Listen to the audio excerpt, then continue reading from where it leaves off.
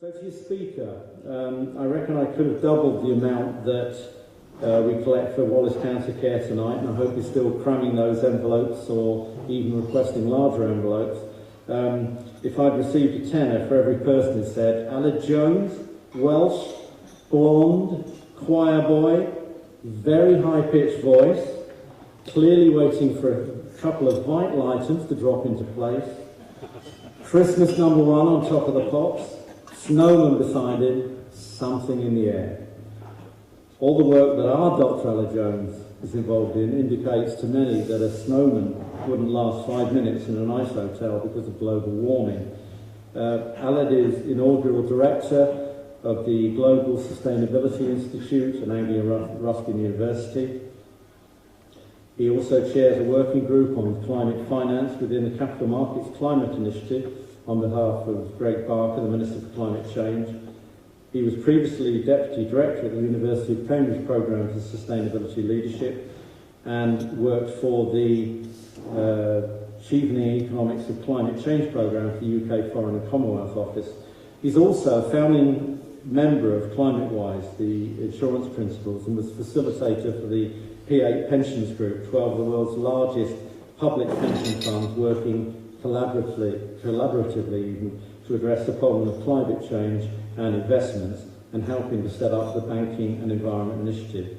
After he's finished speaking, Aled has kindly agreed to stay on stage and present the obelisks.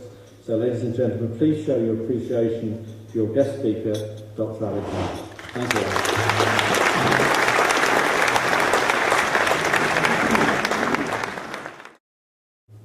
It's a great privilege to be here this evening and to address you. I'm going to try and keep it short because I know we want to get on to the awards. The dinner's running late and you probably have all had slightly too much to drink, which makes speaking to you slightly easier.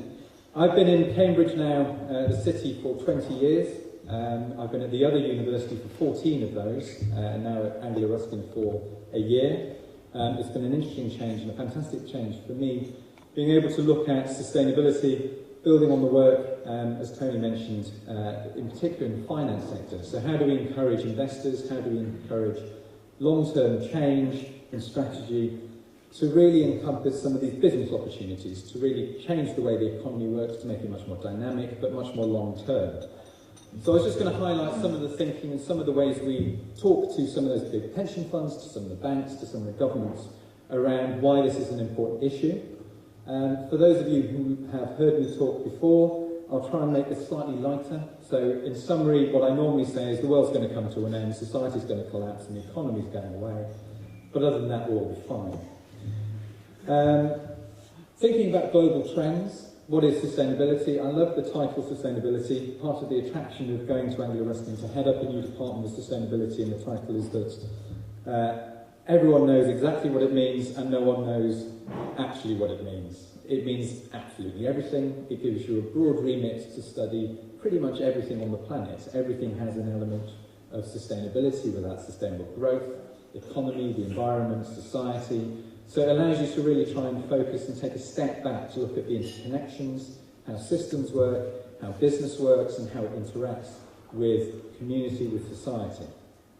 So when we're looking at global trends and what's been happening over the last few decades, it's a very good news story for the planet. Life expectancy has increased for most of the planet. We've gone from about 60 years life expectancy for the developed world to mid-70s. We've gone from 40 years for Asia up to high 60s, low 70s. So we're all living longer. Apart from sub-Saharan Africa, but that's lots of different issues happening there. But globally, we're living longer, we're less poor. Poverty has been eradicated in a number of places around the world. The number of people living below the poverty line, the absolute poverty line, has gone down dramatically globally. So we're living longer and slightly wealthier lives. As of last month, the Millennium Development Goal around access to clean drinking water was met. So now 89% of the global population has access to clean drinking water.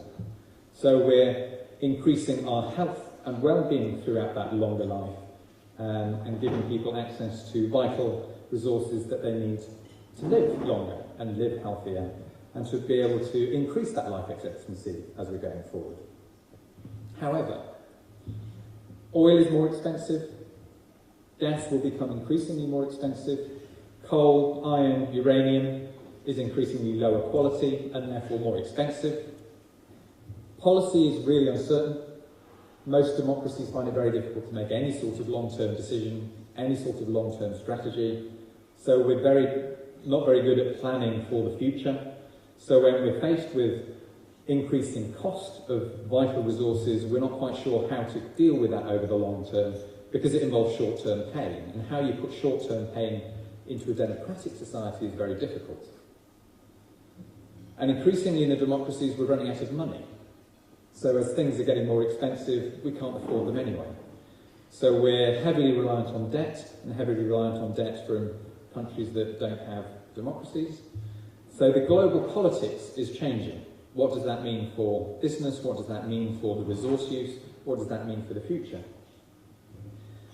It's all about risk and opportunity, how you manage risk, and how you unlock the opportunities based on that risk.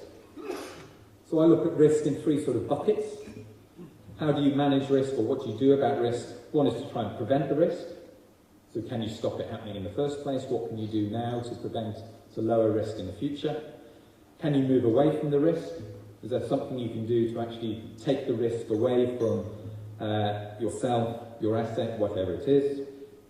Or can you manage the impact of that risk as a sort of last resort? What can you do to manage the impact of the risk coming forward? Normally I'd now spend an hour talking about the risks and why some of them are very unmanageable, but instead, certainly for a business audience, and thinking about the opportunities and what we can do about it, focusing on the opportunities that each of those risk measures allow you to think about is quite interesting, thinking about innovation and business opportunity. So when we're thinking about prevention of risk, the innovation around clean technologies, soil, water management, supply chains, logistics, huge opportunities as these risks are starting to emerge for new business ideas, new processes within business, new ways of using resources. So how we can create new businesses that prevent the risks from happening in the first place, massive global opportunities. The investment into clean tech, 250 billion market already, globally, and set to grow.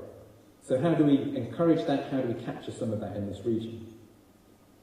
Moving away from the risk, there are some things you can do in business, but a floodplain is called a floodplain because it floods. So actually understanding where risk happens, why risk happens, and then not taking stupid decisions is an important business innovation alongside being able to create new opportunities. The final sort of part of that risk measure, managing the impact of risk, very important around business innovation, as well as creating the new opportunities, but there's a lot you can do to manage the impact of risk that's unavoidable. Insurance is sort of the last resort, but lots of innovation currently going on within the insurance market, creating new products to manage new and emergent risks. Huge business opportunity for the finance and insurance market, but then increasingly innovation in building resilience, infrastructure development, how you manage risks and build in that sort of resilience for the future, and increasingly, and vital for this region in particular, healthcare, and the development of new ways of managing risk in healthcare, new ways of delivering healthcare that also prevent risk as well as manage the impact of that risk going forward. So thinking of those risks as actual business opportunities, I think is an interesting way of looking at business growth and development going forward as governments start to take some of this seriously but still struggle to find those long-term strategies. So having worked very closely with various government ministers, both in the UK and in other countries, in the European Union, the US, and obviously this is within Chatham House rules, they're all completely useless about thinking long-term, but they're not incentivised to think long-term, so I wouldn't blame them. But I'm not going to wait until the politicians solve this problem. I'm waiting for business to solve the problem. So it's up to people in the room to come up with new and innovative solutions that are going to help to create a thriving global economy, certainly a thriving UK economy, which we're lacking at the moment. And the East of England is a very interesting microcosm of these global trends. We currently face drought, we're going to face flooding. We have a huge amount of infrastructure that needs to be built, that is built, that needs to be built resiliently. We've got large transport hubs. We've got lots of innovation, lots of business centres and clusters. So how you bring all of these together and the interlinkages between the different sectors, between the different ideas and expertise that we have in the region is vital to be able to solve some of these global trends. So being able to bring all of the businesses in the region together that are in the room to get here today and tonight, I think is really interesting, whether you can start working together and break out of some of those very deep holes that we can dig ourselves into, particularly in the academic circles, where we're very, very focused on a very particular problem. But being able to network and create some of those opportunities which don't exist just in physics or in a very particular bit of physics, which is my background, but fits across all of the different sectors and ideas is very important.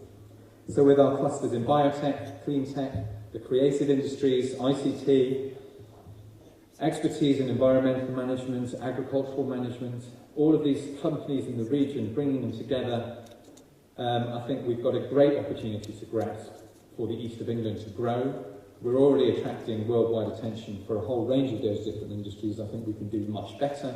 I think our ambition should be much higher than it currently is. There is a huge goal to be grasped there, lots of investment, looking for good ideas, and I think that taking that forward and unlocking that opportunity, it is a huge business opportunity, and I hope that the awards tonight will go some way in doing that, but the networking and the opportunities that this sort of event happens helps in that journey as well.